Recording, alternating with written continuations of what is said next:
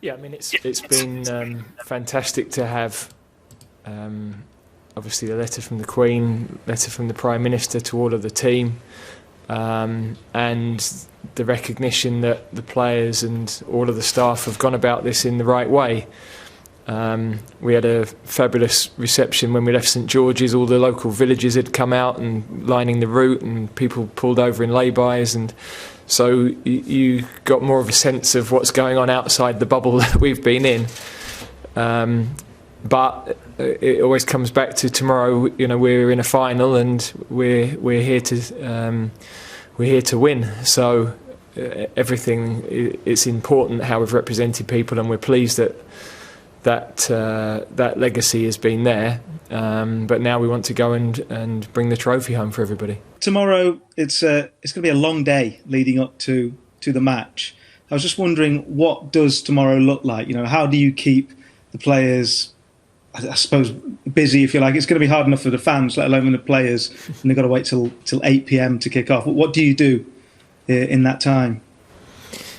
For us, it's just a normal match day. We've prepared the same way for all of our evening kickoffs, and we'll have the same meetings at the same time. Players will perhaps have a stretch or a walk, although that might be a bit more difficult looking outside the hotel. So, but all of our preparation, especially for these knockout matches, has been the same. We've had evening kickoffs each time, and I think no matter what the game, you've got to keep that consistency in how you prepare. The players are ready, they're tactically aware, they're used to playing in these games, and everybody's looking forward to it. And I was just wondering, when you got the group together, I think Luke Shaw said at the start the speech he gave was moving when you addressed everyone at the same time. Just wondering, what did you actually say to them at that point to set the tone for this tournament? Well, we presented everybody with legacy caps, which, as you know, we have introduced the legacy numbers in the last couple of years. We felt that's been an important thing, not just for the players that are with us now, but for our former players. You know, you to have that moment where you've got your number, it's unique to you. There's only a certain number of players who've had the opportunity to represent their country, and so we talked a little bit about that and how, you know, this was our moment to represent our time. What had gone before is not unimportant, because we recognise the contribution other people have made, and we're respectful of that. But the near misses and the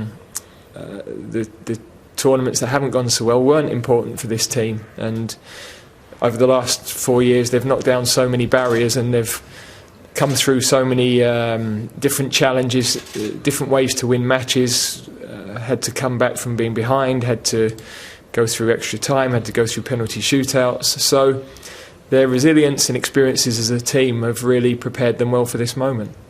Thank you, James. Next, we'll take a question from Italy. Marco Conterio. Yeah. Hello, Mr. Southgate. My question is, do you have any message for the fans for not booing the Italian national anthem?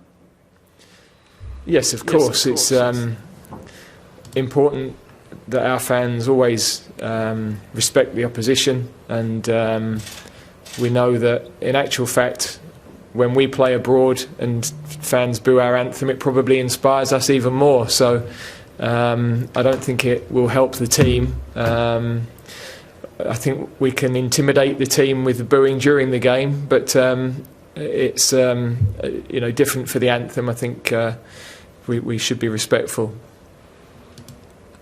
Sorry, Marco. Go again. You got a follow-up there? Yeah, no worries. Yeah, my other question, if I can, is for Harry Kane. Which are your feelings for the game against Chiellini and Bonucci, not the last defenders of the world? Thank you. Yeah, no, of course. They're two amazing defenders. They've had great experience over their careers in big matches. Obviously, I've been fortunate enough to play against them before, and as a striker, I want to be playing against the best centre-backs in the world, and those two are definitely up there. But of course, this game is not just about me and the two centre-backs. The game is about England versus Italy, and we feel like we've got a great belief in the team. We've got a great strength in the squad. There's a lot of things that can happen in a final, and we need to make sure that we're on the right side of it. Thank you, Marco. Next we go to Arilis Uldsada from VG Norway. Gareth, please, regarding the much talked about football's coming home chant and phrase, because it seems to me like it's being misinterpreted outside of England as some kind of English arrogance, and when you go out of a tournament, it's being used as a joke against you. So I'm just wondering, as you followed this chant for I guess since '96, how do you interpret it, and what is the real meaning of it? Well, I didn't want to listen to it for 15 years because it was too painful for me. So it's you have to know the English to understand our humour, and our humour is probably quite unique, but it's certainly not arrogant. The lyrics are making fun of ourselves, really, and the things that have gone wrong. So it has always appeared now at the tournaments. We've got a couple of replacements that have seemed to have come in now in terms of songs as well, which is nice to keep moving things forward. But it's great. The atmosphere in the ground has been great. Wembley, the new Wembley is when we started 3-4 years ago, we had people throwing paper aeroplanes. They weren't behind the team. They were. There was an apathy towards the team. Now the energy in the stadium is fantastic, and that's so important for the players. They need to feel that. They need that warmth, that support, and it has definitely helped inspire us during this tournament. Thanks, Arilis. Next we'll go to Kerry Brown, beIN Sports. A question to you first, Gareth. Jeff Hurst has likened your leadership to the leadership of Sir Alf Ramsey. The Queen has just sent you a message far too early on in your years. I'm wondering how you are dealing with reaching an England final, because the whole nation are trying to get their head around it. I think, we're very calm. We've got a lot of belief in this group of players, and Harry and myself were just talking earlier that we've grown into the tournament. We knew there were different phases of this tournament, and our first objective was to qualify from the group, and we stayed calm after the Scotland game when, they're the moments where there is criticism and you can adopt a siege mentality and change your approach with people outside, and we were determined not to do that. We were quite consistent in the way we carried ourselves and went about our work, and from there it's been opportunities to make history every time we've played, it seems. So we've done that, the players have done that, and we're looking forward to the challenge. It's a brilliant game to be involved in. It's a brilliant game to prepare for, because we're playing a high level opponent, and they're tactically very good. They've had a tremendous run, so that's another great challenge for us. And a question to you, Harry. You've just experienced something that your coach did go through at Euro 96. You've seen all the fans on the street. The nation will take to a street for you right now, Harry. How do you bottle that? And you've already reached a final, you've made history, but I don't think you're done yet, are you? No, I mean, that's the challenge now.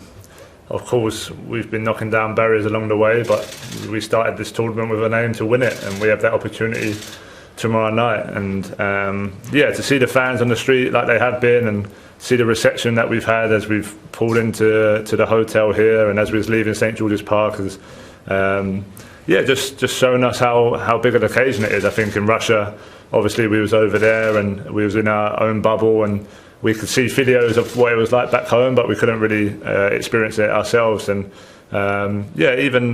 even this camp, obviously we've been kind of just on to the next one, just focusing on the next game, which we've done for this final. But it's great to see the reception that we're getting, and we know how much it means to the English fans all over the country. So we're proud to be representing them, and hopefully we can do them proud again tomorrow night. Thanks, Gary. Antonello Guerrera, La Repubblica.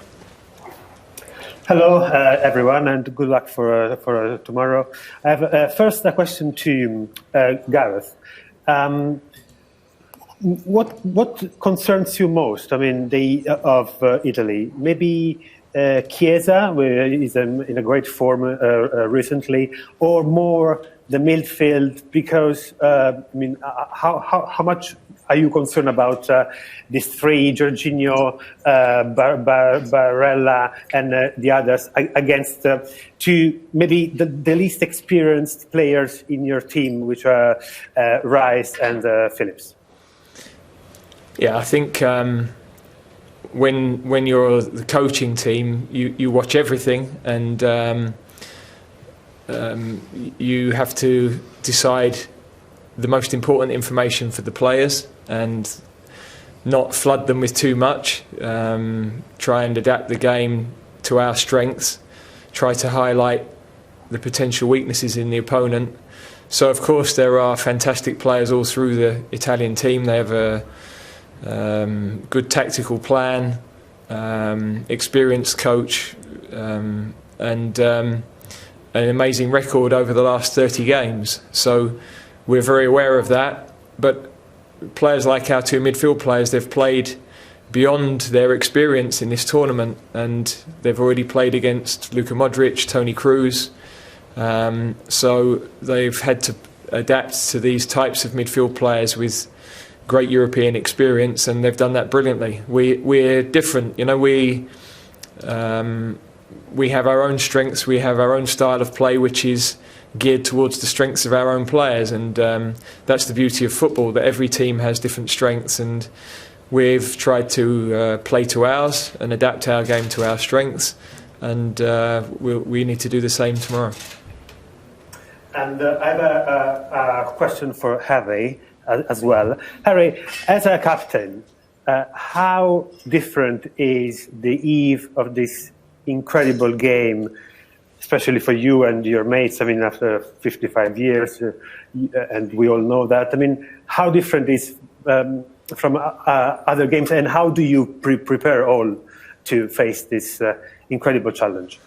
Yeah, if I'm totally honest, we've gone through the same preparation as we have done the last few games. We've had the same amount of time in between in terms of to recover and to prepare and to work on the training field. So soon as the game finished in the midweek, it was just full focus onto this one, and we went through the same strategies and the same routine that we'd gone through before. So yeah, of course there's an extra level of excitement and anticipation, but that's all part and parcel of playing in major football. So a lot of us have played at the highest level in our club careers. A few of us obviously had the opportunity in the World Cup a few years ago. So yeah, it's just about staying calm, staying as relaxed as you can, and just look forward to being out there and enjoying the moment as much as you can. Okay, next to Marcello Courage, TV Globo. Hi there, first one for Harry. In the past, Harry... Connection issue there. We'll jump to James Ollie at ESPN. Hello, you got me? Yes, we have, yeah. Can you hear me? We can, yeah. Yeah. One for Harry, if I can. You said earlier in the tournament, Harry, that you were trying to sort of peak in the latter stages, sort of contrasting that to Russia. Can I just ask how you've actually gone about that? Have you done something differently behind the scenes to sort of try and peak in those latter stages? Yeah, I mean, obviously, don't get me wrong, I'd have loved to have scored 3 or 4 goals in the group stage and got off to a fantastic start and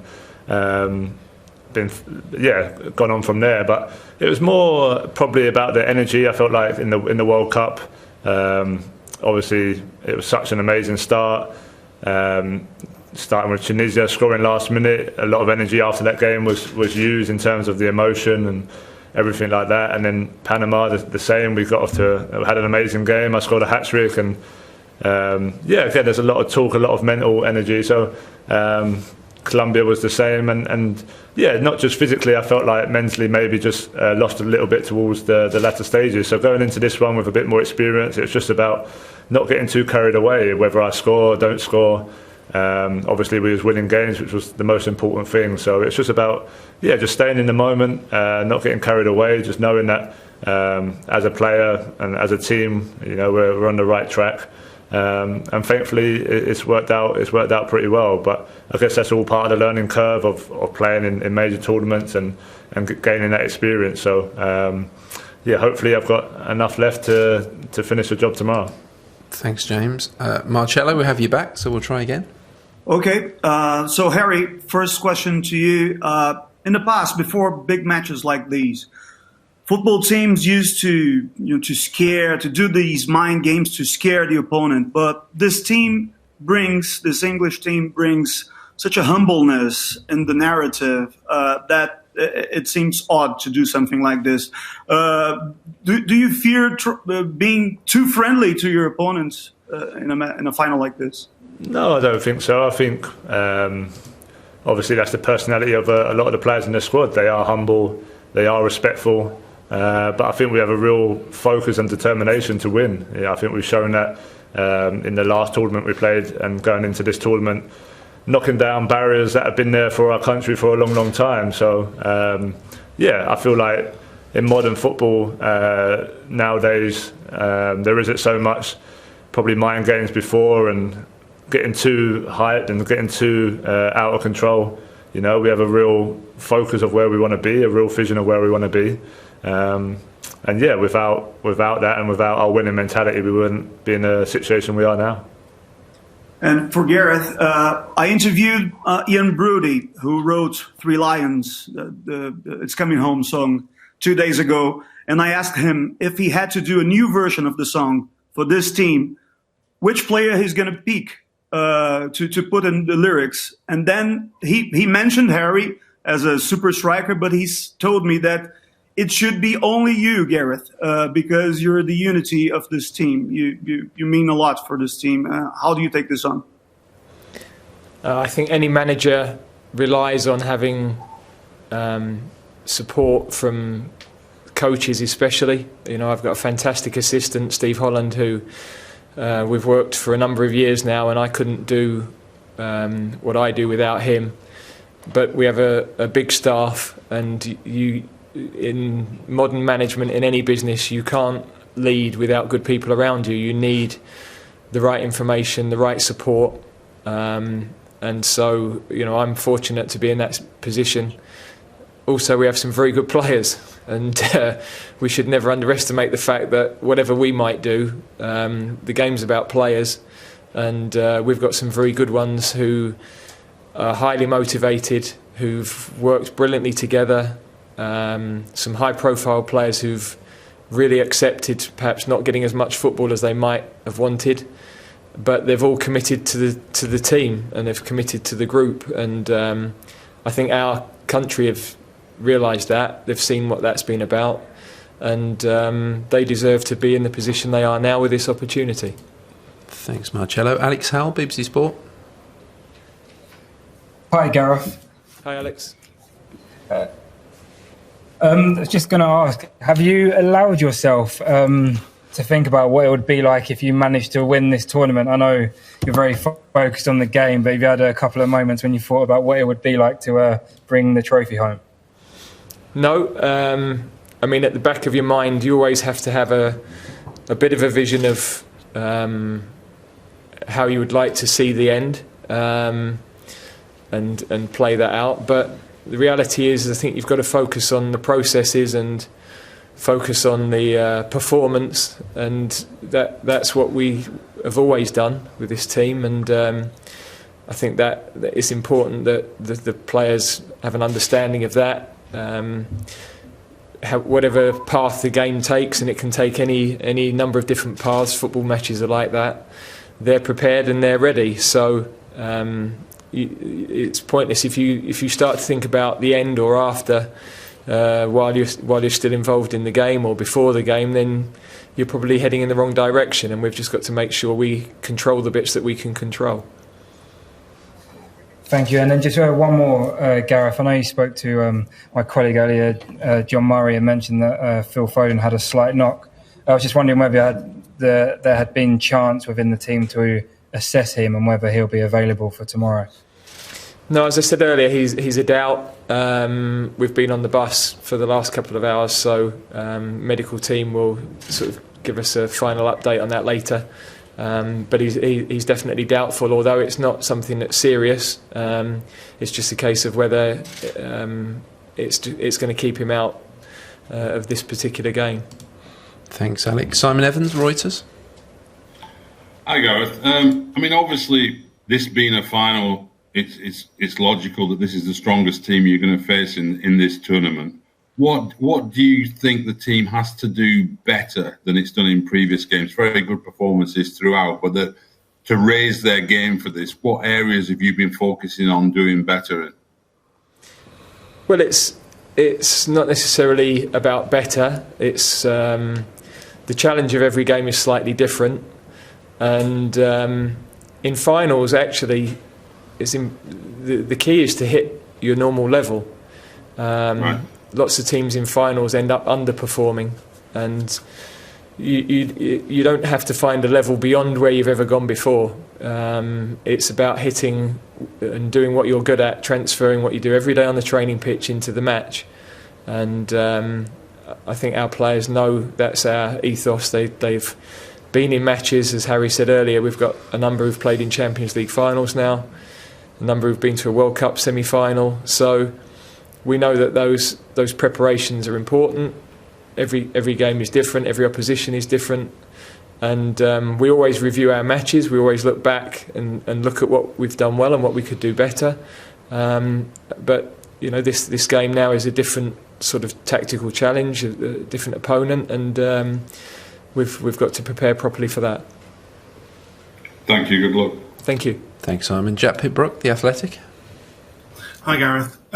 The team started pretty aggressively in the Croatia, Czech Republic, Ukraine, Denmark games, but started pretty nervously in the Germany game. How do you see the start of the game going tomorrow, and how much of a factor do you think that will be? I think it's always difficult to know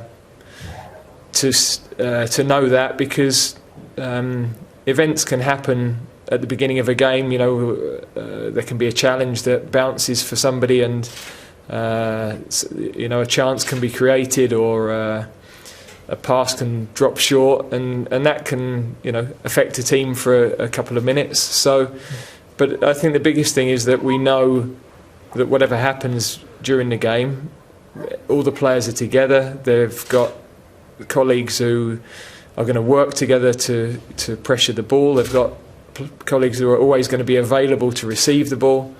And in the moments where you have to suffer a bit as a team, the team respond well. They dig in together. We're blessed that we have forward players who defend from the front and recognise the importance of that part of the game. And in the modern game, that's so important. You don't carry players without the ball. And that gives you a foothold in games. You can gain confidence from that. So the start, of course, is important, and you'd like a stable start, but the game could be 95 minutes, could be 120. We've got to make sure we're ready for however long it takes. Thanks, Jack. Javier Caceres? Yes, one question for Gareth. The former Premier League coach Mauricio Pochettino once famously said that there's something particular about English football, that a coach always loses his team for 10 minutes due to the pressure of the public. They have so much influence on the game. Have you experienced something like this during this tournament, which is more or less the first time after a year without public? And what are you going to do to get your team be wearing a cold hat in this match tomorrow? Yeah, it's important for us. We've talked to the players for years about the importance of discipline on the field, staying calm if we concede, which we knew we wouldn't go the whole tournament without conceding, and in the semi-final we responded really well to that moment. Within a few minutes we'd created 2 chances and we were back level in the game in 10 minutes. I think that's key. The players know especially the players that have been with us a long time, that yes, the atmosphere around you can be intense, but you've got to keep your focus on the parts that you can control, and not be distracted by things, not lose heart when things are going against you. They're the moments you have to dig in, and we've got a lot of leaders who are growing in the group. We're blessed in that regard, in the starting team and also in the squad, and their voices before games, during games, are really important. Thanks, Javier. We're on to our final question, and it'll be Theo Squires. Hi both. Got a question for each of you. I'll start with Gareth. It's quite a young England squad you've got, but since the 2018 World Cup semi-final, a number of your players have been in Champions League semi-finals, Champions League finals, even Europa League as well. But when it comes to making a name in a side like this, I suppose your midfield's where you're lacking players with that experience. Does that come into your thinking when you're naming a side, or is it just they've been doing so well throughout the tournament, there's no real reason to doubt what they're doing? No, I think there are benefits to having experience of big matches, and sometimes there's benefits for it all being fresh and exciting and new. And you know, Declan and Calvin in particular have adapted so well to that challenge. As I said earlier, they've already played against some outstanding midfield players in this competition, so we've got trust in all of our players. That's why we've selected them. We've known that in any situation we'd be happy to put any of them on the field. We've put some really young players into matches that had a high profile, potentially quite a lot of tension and pressure. They've all dealt with that really well, and we've had some senior players coming back from injury that have contributed, really importantly as well. So this effort has been about the whole squad, and that will continue into tomorrow. Now for Harry, you've been part of this journey pretty much ever since the beginning. Obviously, you're England captain, you're part of that semi-final, and you're one of the players to have played in semi-finals and finals since then. But you've also got a number of your teammates who are club captains for their respective sides, like you think of Jordan Henderson, Maguire, Connor Cody, Jack Grealish. How important is that to the group, having these leaders and having these players who have played semi-finals and finals going into this game? Yeah, that's a massive strength of ours as a squad, I feel, as the captain, it's not an easy job, but it's definitely made easier when you have them types of leaders around you, because it's not just one voice. We have many voices, like the manager said, that help out during games, after games, before games, and that's a huge part of a successful team. So of course we wouldn't be where we are without all those players, and I think they've given a real good vision for the younger players in the squad as well. And every big game that you play, you want as much experience as possible, and like I said, we definitely have that. So it's going to play an important role, obviously tomorrow, and the future of this team as well.